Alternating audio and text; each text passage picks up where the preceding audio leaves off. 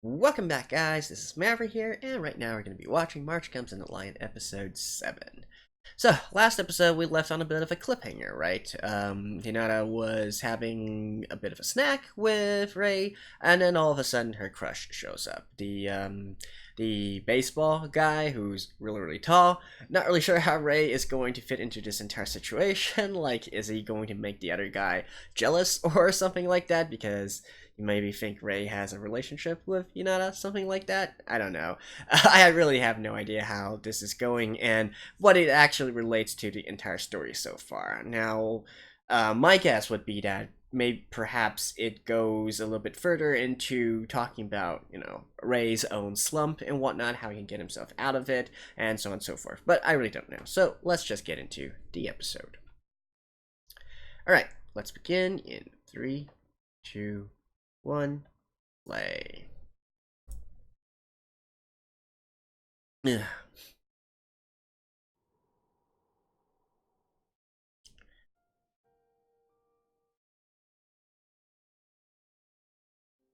This anime really likes to uh, have a scene where Rei is overlooking water.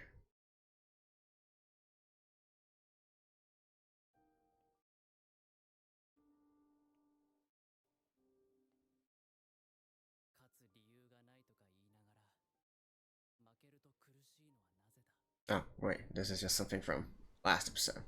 Alright.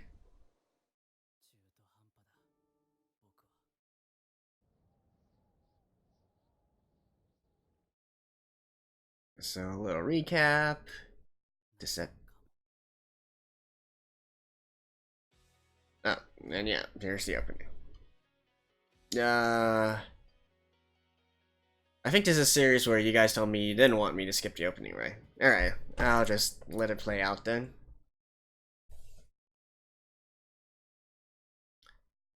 Hmm.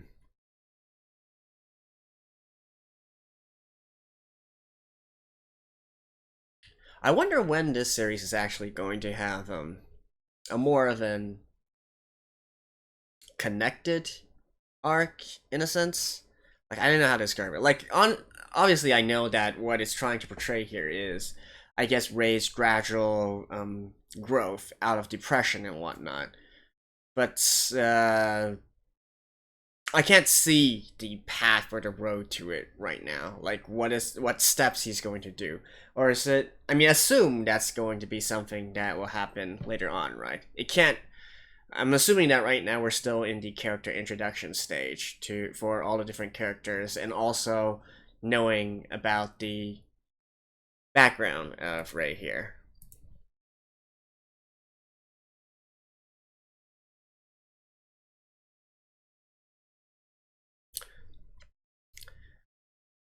Bump of chicken.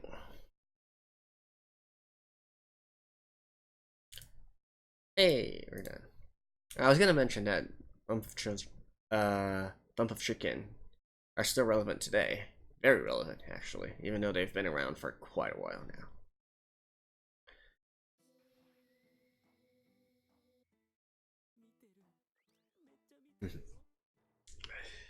The jock versus the nerd.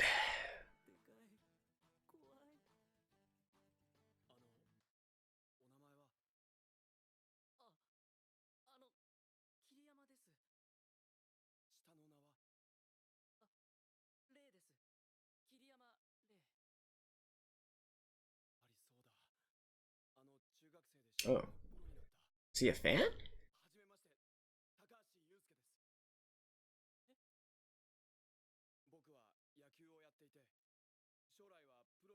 Oh,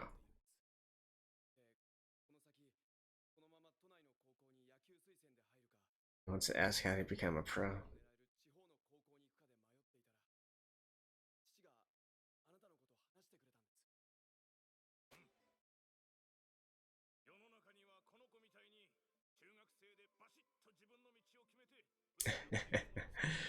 Oh. Of course, the irony here is that Ray didn't really want to do it. Not entirely out of his own volition, anyways.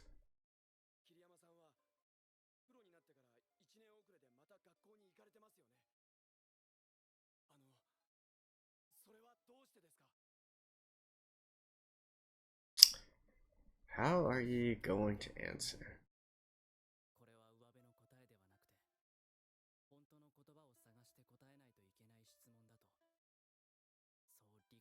Do tell. I want to know as well.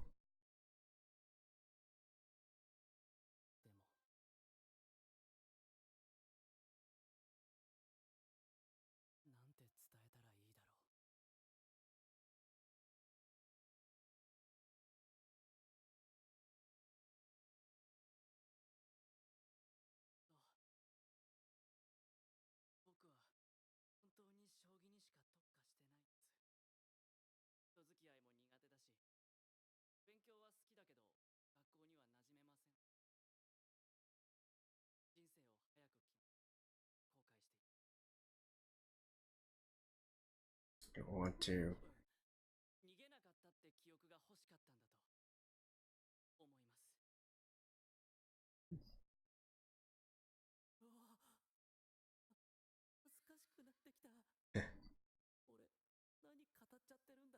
Yeah, that was a pretty good one. Although you aren't really living that up.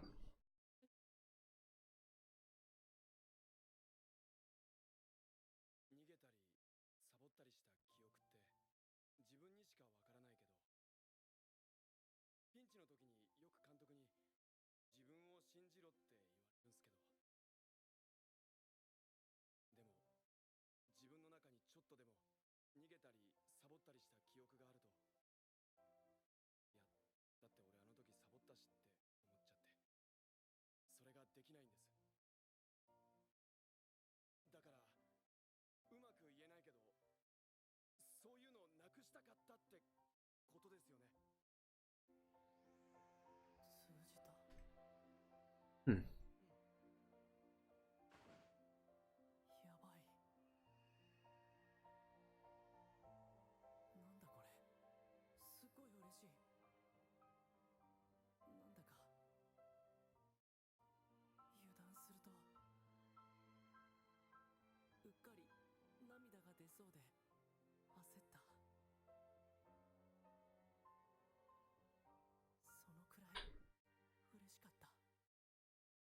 I mean, it's not exactly that hard of a concept.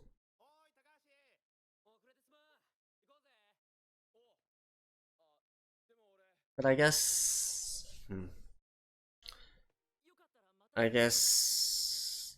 In Ray's case, it's mostly because he can't open up.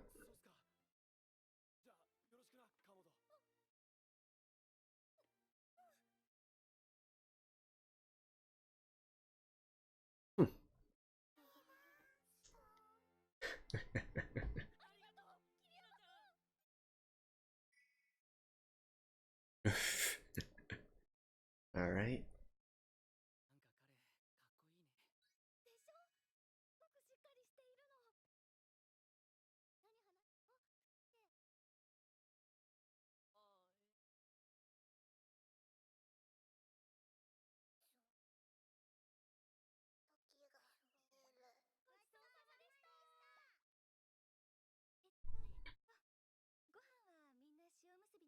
But anyways, what Mao was saying, and what I'm roasting Ray over is that even though he says that, he's not really carrying that out, right? In school, he's still running away from a lot of things.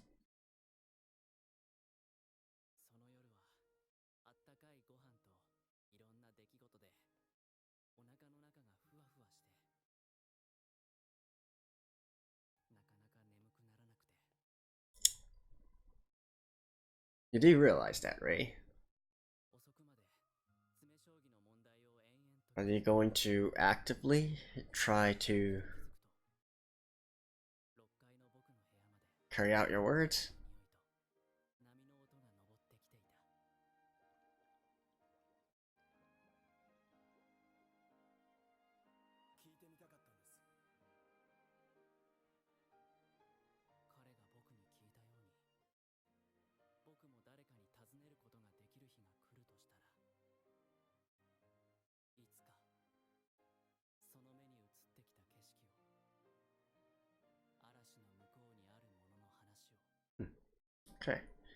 So he does have someone he looks up to.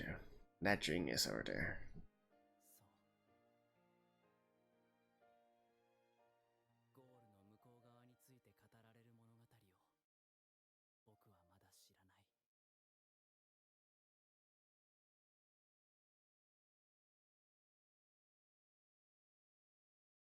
Is that the... Oh, that is the end of the arc. Alright.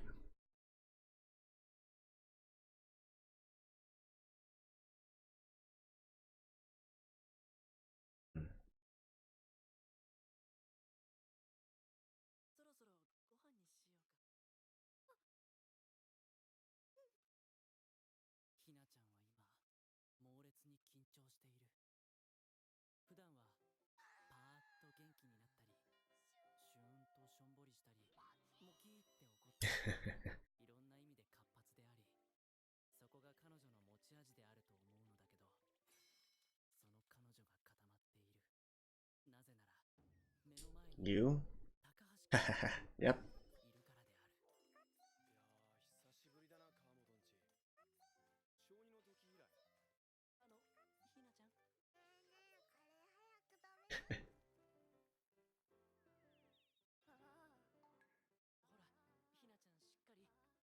Where's Sakuri?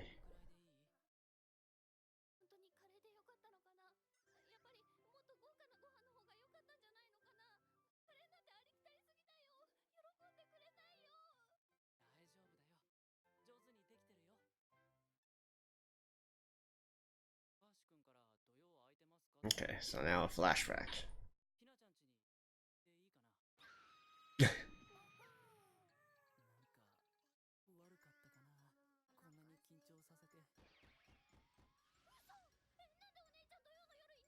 Here we go.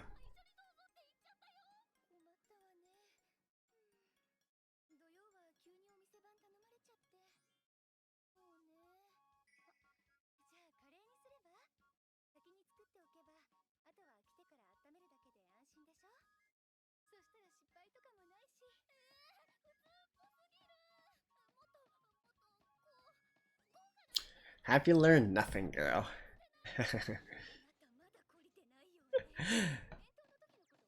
As she said.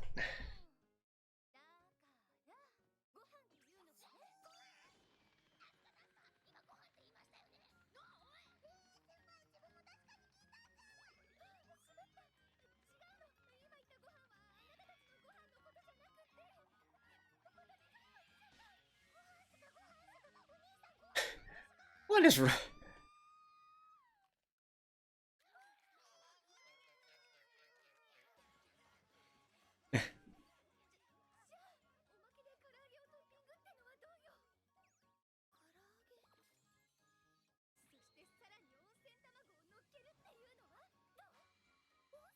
That's a pretty luxurious curry.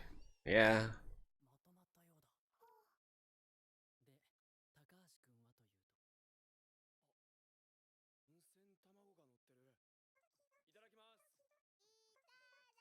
God.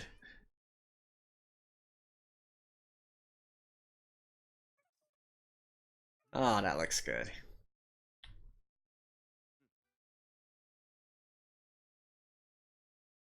Oh man, I'm getting hungry now.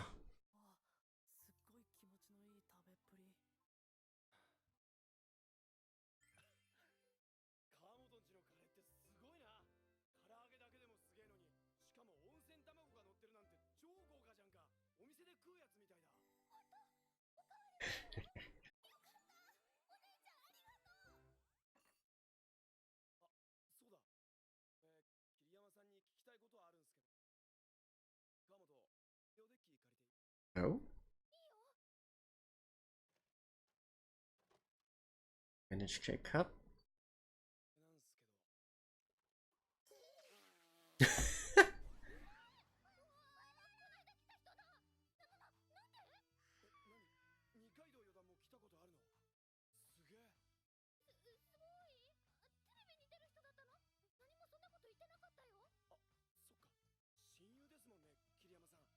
She... I think he's not far off the mark.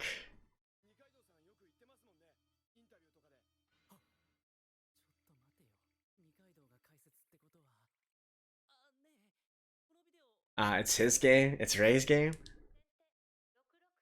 Yep.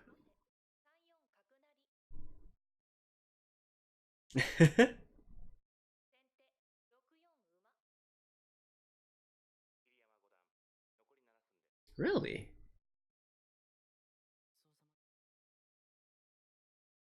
Huh. These games are televised?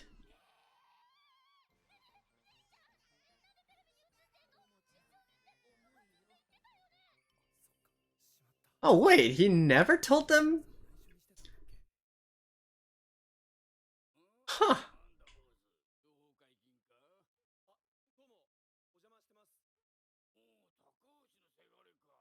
Wow, I never realized that Ray never told him this.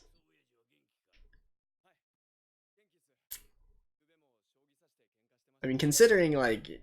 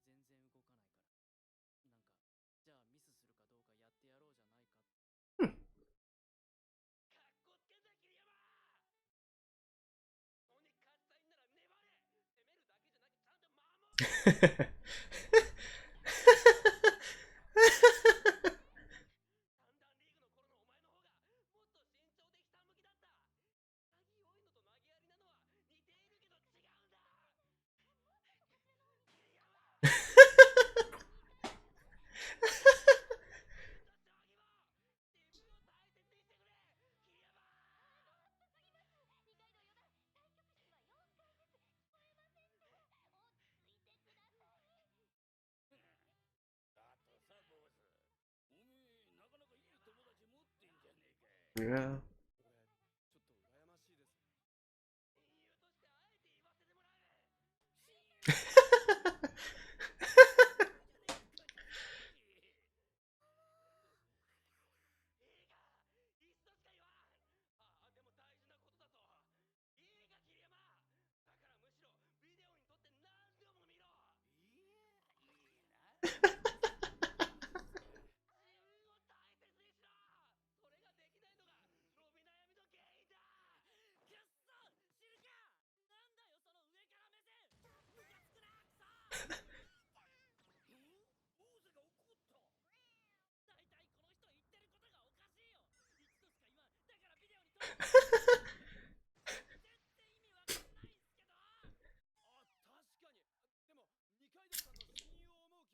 Hey, he's got Ray fired up at least.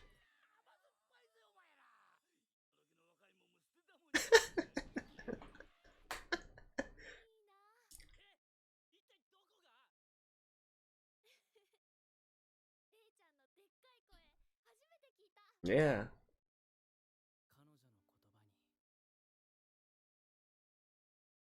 Like I said, good rival, good friend.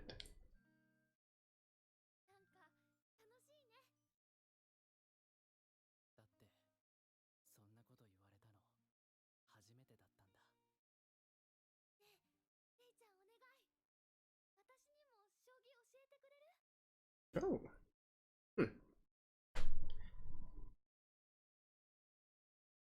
Wow, immediately. Okay.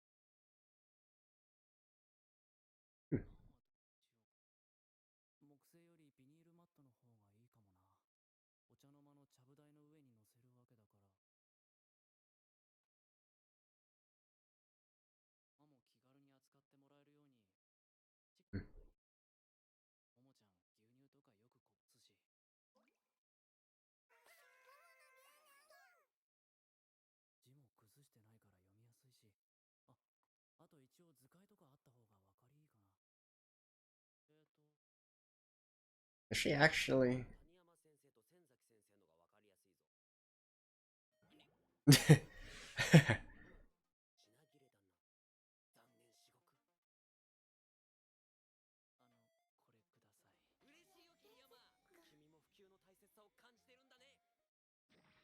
Man.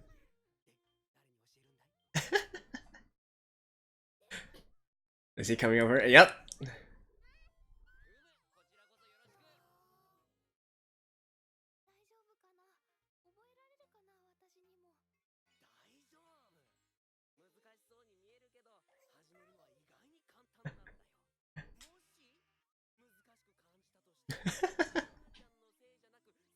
Look at Ray over there.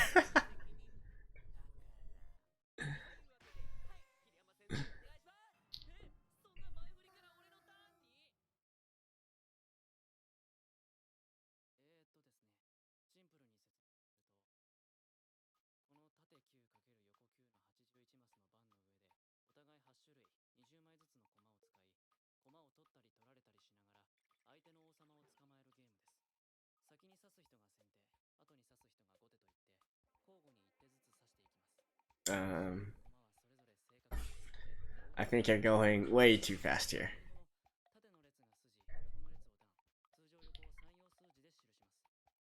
But then again, this is pretty much how you first learn chess as well.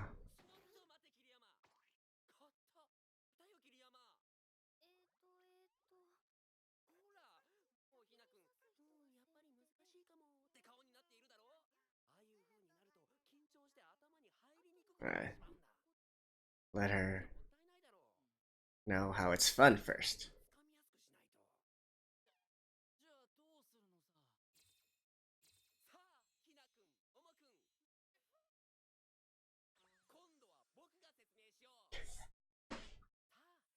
Shogi for Beginners picture book? What? What the? Oh man, I love this guy.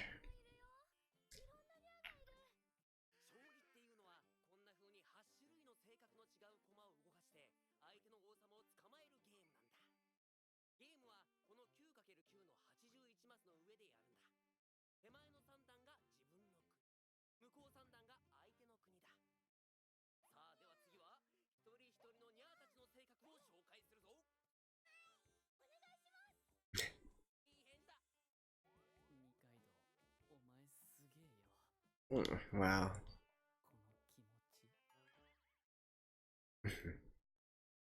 Aw, that's it? What? Well, let me mute this real quick.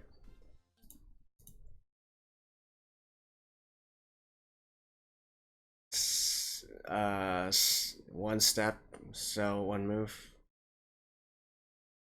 Even though you're the weakest.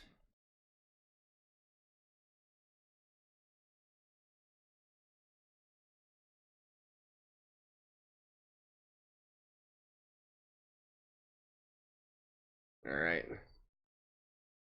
Pretty much the knight in normal chess.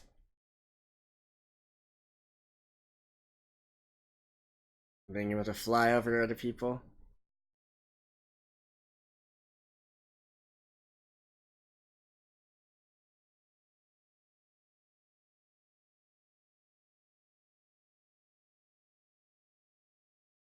Right, they're right beside the king, I believe.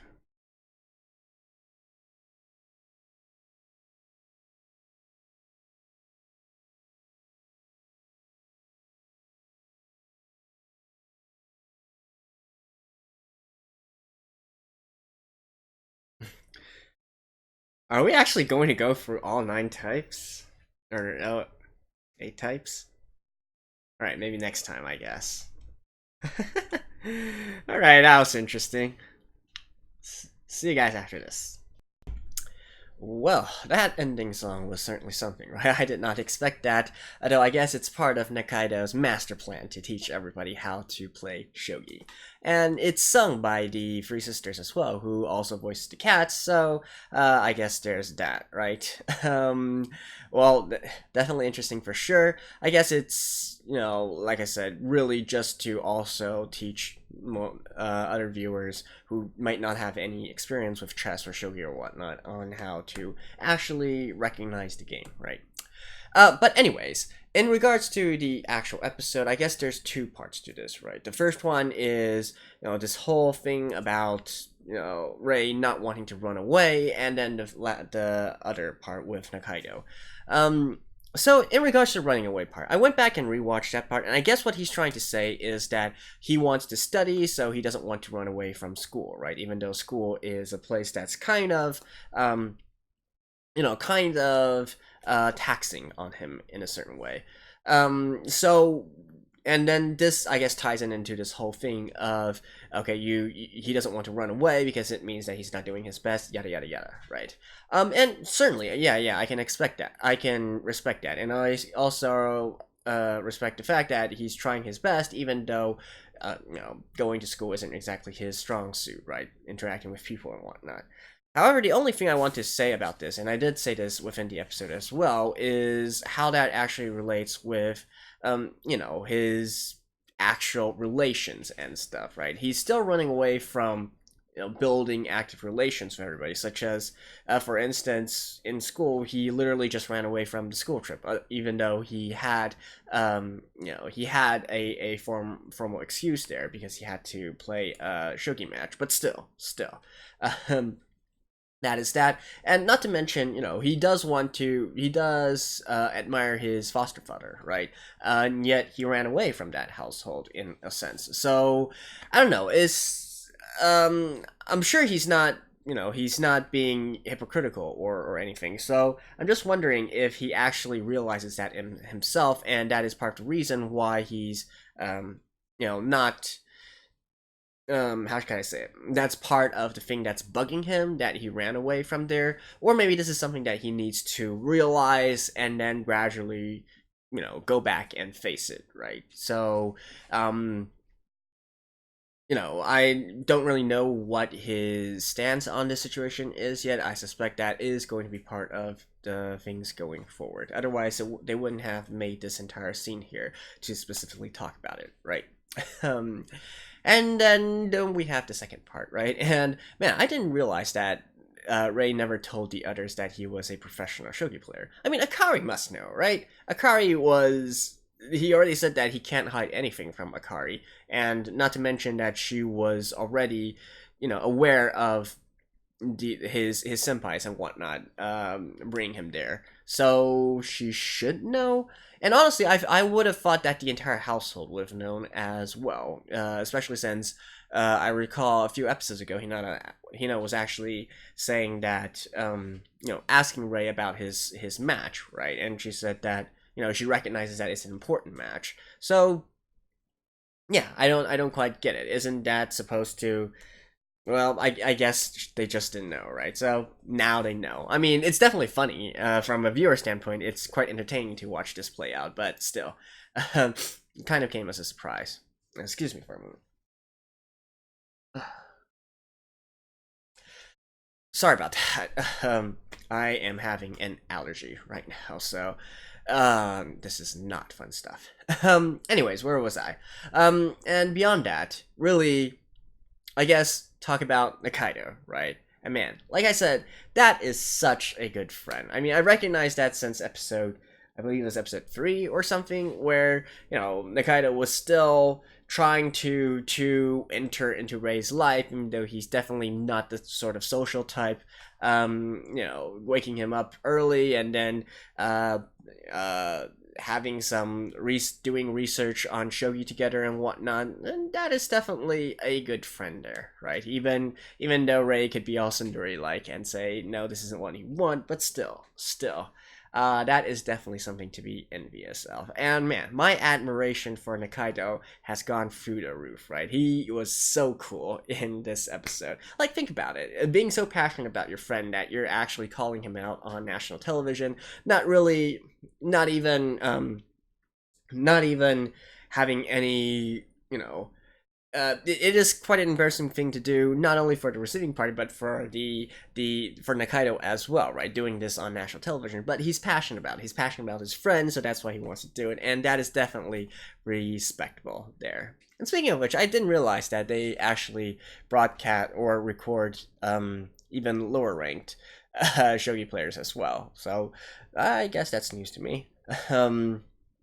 Yeah, definitely wasn't expecting them to also go over his game. Although I guess, to be fair, the commentator that they found, Nikaido, was also of lower rank as well. So I guess that, but still, I guess trying to appeal to all different kinds of levels of play, I guess.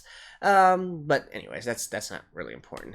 Anyways, with this realization, I hope that Ray does start to take care of himself, right? Being called out by Nikaido here, even if he doesn't really want to admit that he's one of his friends, at least he's still going to be like, I don't need you to tell me what to do. I can take care of myself just fine and actually do stuff to do it, right? Or the other sisters like Hina and whatnot, learning about the situation, they might take care, they might push him to take care of himself as well. So it is, in a sense, getting his life back on track, right? And so that's what I said at the very first episode, right? He is, whatever Ray's past might be, he is blessed in his current status to have people like Nikaido, people like the sisters and his senpais and whatnot beside him in his life. He could have been really, literally, entirely alone here, right? But he's not. And, that in itself is a lot of hope for him going forward. And, he should absolutely take care of himself and these relations. I guess one final note in regards to this episode would be the teaching in regards to shogi to Hina, right? I guess I could see why, what the anime was trying to portray and how, Ray is teaching it in a very stiff and formal manner. And so people who aren't really that interested might give up easily because it's a little bit too dull and boring. But honestly, for me, I actually prefer that kind of method. Just give it to me efficiently instead of going through this entire way. Then again, Hina is only, a middle schooler, right? So I guess... And especially since she only mentioned this in passing, I guess some more dumbed down methods, I guess you could say, are expected. But really, the way that Ray taught it is similar to how most beginner chess books are written as well. Like, I remember going through my initial chess introduction, and it was literally like that as well. You learn what size there are, you learn the objectives, you learn about the various pieces and what the various pieces do, you learn how to call out the tile that you are going to be on. You got the files and columns, ranks and columns and whatnot. So yeah, I guess different tastes for different people, right? Okay, so anyways, that was episode 7. Going forward, I don't really know. Are they going to continue with this teaching? It's obviously going to be something big, right? Because Ray thinks a lot about this, so that should continue to go on. And in a sense, it'll also educate the viewers as well as to how shogi actually operates. So I do believe that in the next episode they will probably continue on this train of thought, or at least in the future episodes, him teaching Hina is probably going to be a recurring thing here. In fact, that might be the real first continuous storyline that we've had here, beyond just Ray trying to get his life back together, right? So yeah, there we go. That was March Comes in the Lion episode 7. I'll see you guys next time. Bye bye.